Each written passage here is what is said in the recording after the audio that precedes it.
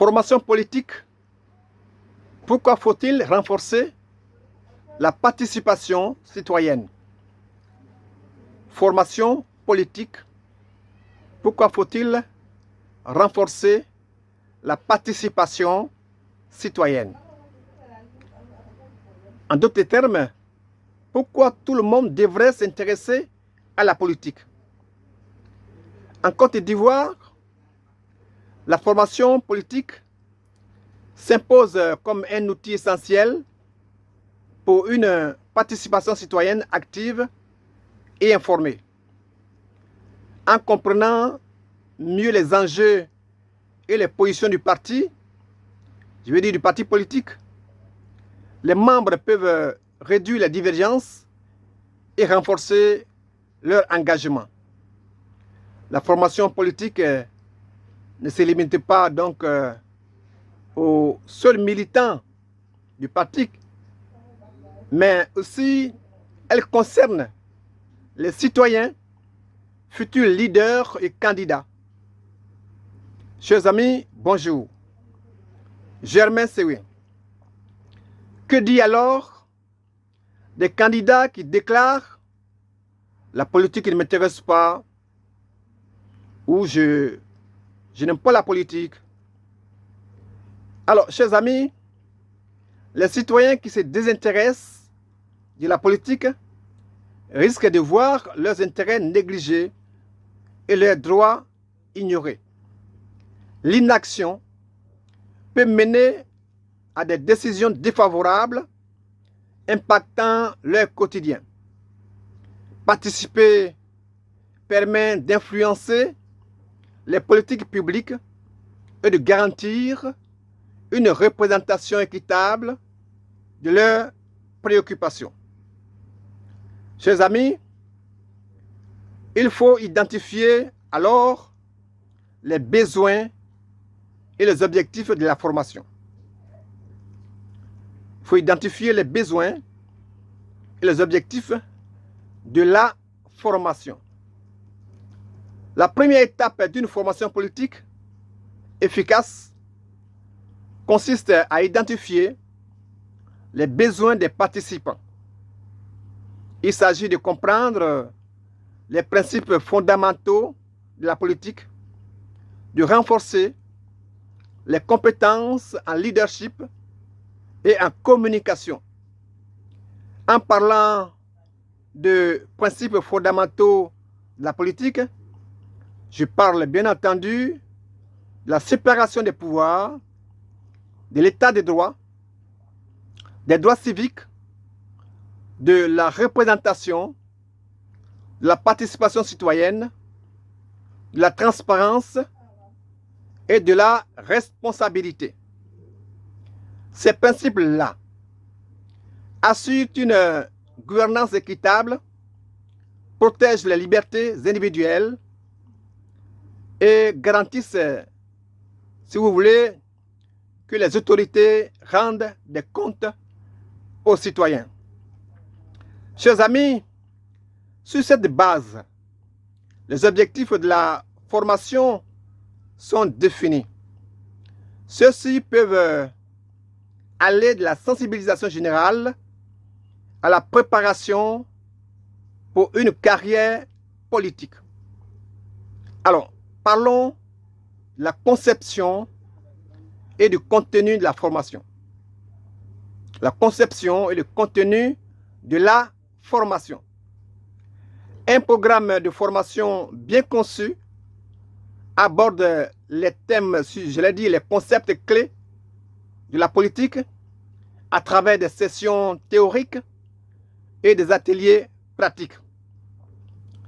Ces concepts, je vais parler entre autres, de la démocratie, du fonctionnement des institutions, du processus électoral, des droits et devoirs des citoyens, de la communication politique et de la prise de parole en public. Chers amis, les participants sont formés sur les principes fondamentaux du système politique, des institutions et des processus démocratiques.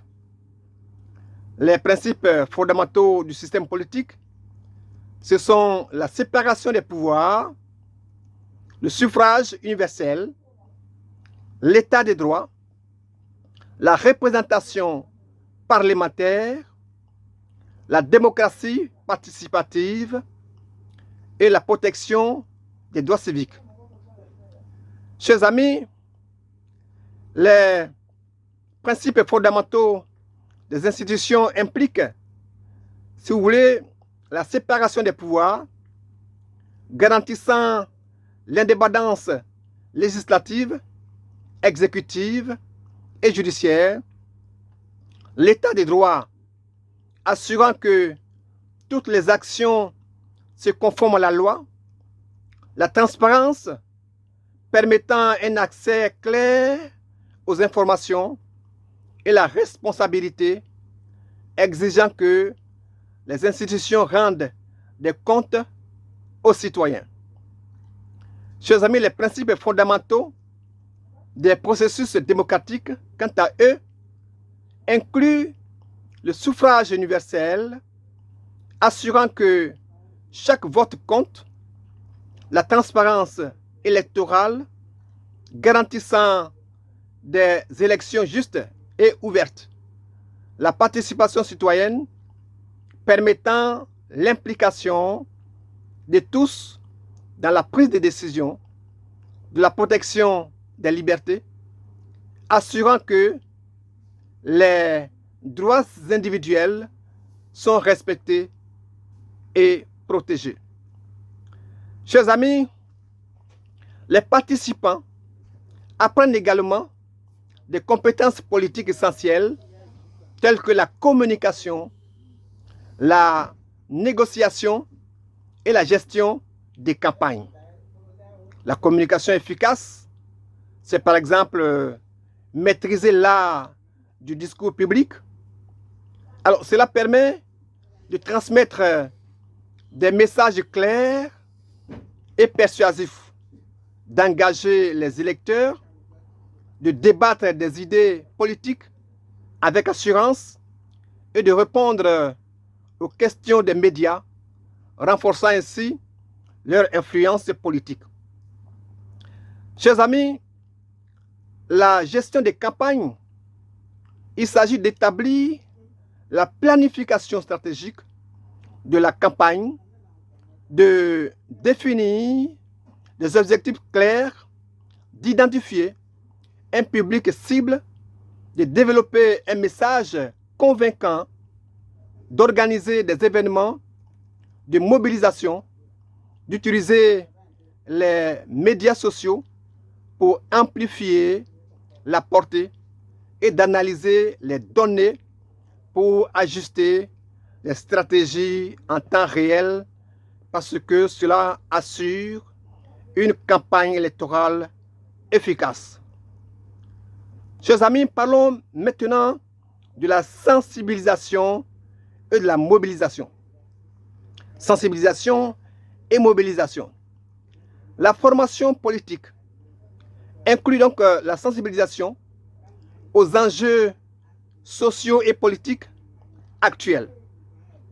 Elle encourage une compréhension critique des perspectives variées. Par exemple, lors d'un débat sur la réforme de l'éducation, les participants analysent les arguments des différentes parties, les enseignants, des parents, les représentants des gouvernements, etc. Ils évaluent les impacts de chaque perspective sur l'équité et la qualité de l'éducation. Chers amis, elle évalue également les implications des politiques publiques, et cela en examinant, par exemple, une politique de santé publique comme la gratuité des soins de santé. Les participants analysent ses effets potentiels sur l'accès aux soins, sur la qualité des services, sur les finances publiques et sur les inégalités sociales.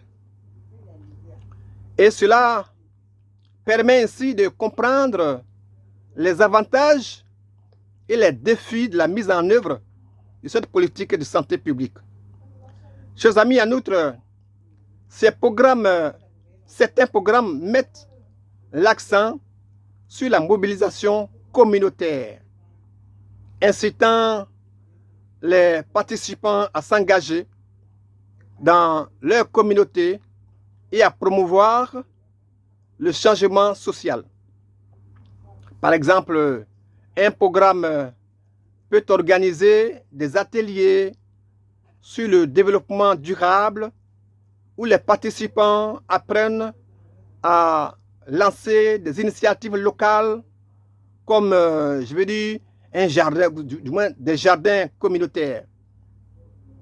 Ils sensibilisent leurs voisins sur l'importance de l'écologie, favorisent la cohésion sociale et encouragent des pratiques respectueuses de l'environnement. Alors, chers amis, parlons de la pratique et du mentorat. La pratique et du mentorat. Les simulations politiques offrent une opportunité précieuse de mettre en pratique les connaissances acquises. Ces exercices incluent des jeux de rôle, des débats simulés et des exercices de lobbying où les participants incarnent différents acteurs politiques lors d'une crise fictive, prenant des décisions et négociant des solutions. Alors, cela développe leur capacité à comprendre diverses perspectives et à agir sous pression. Agir sous pression, c'est très important. Alors, les débats simulés, chers amis, par exemple, sur une nouvelle loi environnementale, permettent aux participants de défendre des positions opposées. Cela améliore leurs compétences en argumentation et en pensée critique, tout en explorant, si vous voulez, les implications des politiques proposées. Alors, chers amis, de plus, le mentorat par des leaders expérimentés permet de partager des connaissances et des expériences enrichissantes. Pour cela, il faut voir notre vidéo. Donc, pour le mentorat, il faudra voir notre vidéo sur ce sujet. Ensuite, nous allons voir l'évaluation et le suivi. L'évaluation et le suivi. Pour garantir l'efficacité de la formation, une évaluation rigoureuse est essentielle. Elle peut se faire à travers des épreuves écrites ou des projets pratiques. Par exemple, les participants peuvent rédiger un projet politique public, un projet de politique publique, comme une proposition pour améliorer le transport local, suivi d'une présentation. Cela évalue leur compréhension théorique et leur capacité à appliquer des concepts politiques dans des situations réelles. Cette situation-là, du moins cette évaluation-là, peut se faire également à travers des présentations. Par exemple, les participants peuvent être invités à présenter un exposé sur un enjeu politique local, analysant ses causes, analysant ses conséquences et analysant les solutions possibles. Cela démontre leur capacité à communiquer efficacement et à synthétiser les informations politiques de manière claire et persuasive. Un suivi post-formation est également crucial, vraiment important. Il offre des opportunités de réseautage comme des événements, des retrouvailles, des séminaires supplémentaires où les participants peuvent échanger des contacts professionnels et collaborer sur des projets communs, sans oublier que il permet également des ressources continues telles que des documents de référence, des guides pratiques et des webinaires sur des sujets politiques pertinents. Par exemple, des articles de blog réguliers peuvent fournir des analyses approfondies sur les développements politiques récents, permettant aux participants de rester informés et engagés.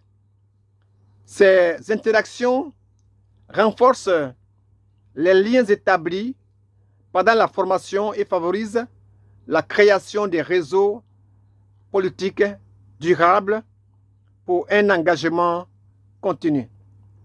Alors, chers amis, on peut retenir que la formation politique est un levier important, un levier puissant pour renforcer la participation civique et préparer les individus à jouer un rôle actif dans le processus politique. En Côte d'Ivoire, comme ailleurs, elle constitue un investissement indispensable pour une démocratie dynamique et inclusive. Je vous salue.